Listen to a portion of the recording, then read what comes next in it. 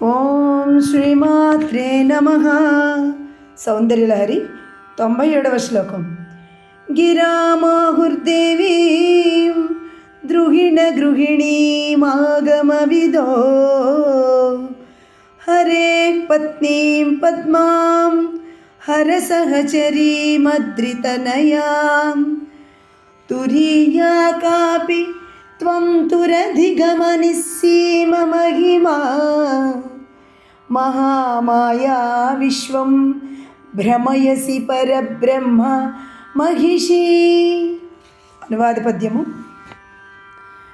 అమ్మ సదాశివాత్మ నిను నాగమ వేదులు బ్రహ్మ వార్యనాణం మగ నాయుపేంద్ర సతియౌరమగన్ హర భార్య శైలసూనమ్ముగ గూఢ నిన్ననగనాత్రయమందని మాయతో తురీయమ్మున విశ్వమున్ భ్రమలనందగజేతువు పూర్ణమాయవై.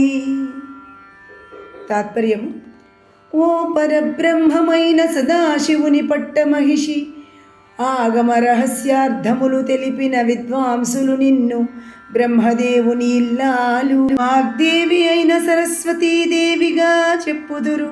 ఆ నిన్నే శ్రీ మహావిష్ణు భార్య కమలవాసిని అయిన మహాలక్ష్మిగా చెప్పుదురు. కాని నీవు ఈ ముగ్గురి కంటే వేరుగా నాల్గవ దానివై ఇట్టిదని చెప్పనలవి కాని దానివై అనిర్వాచ్యమై మహాకష్ట సాధ్యమై మహా మాయాతత్వమై ఈ సర్వ జగత్తును నానా విధములుగా మోహపెట్టుచున్నావు.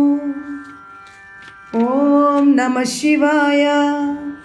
ఓం ఐం హ్రీం శ్రీం బీజములతో అమ్మవారి నామములను ఉచ్చరించుదురేమో.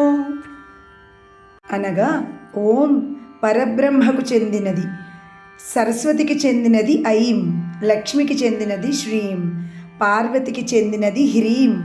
ఈ మూడు బీజములు కలిసే ఓం ఐం హ్రీం శ్రీం శ్రీమాత్రే నమః.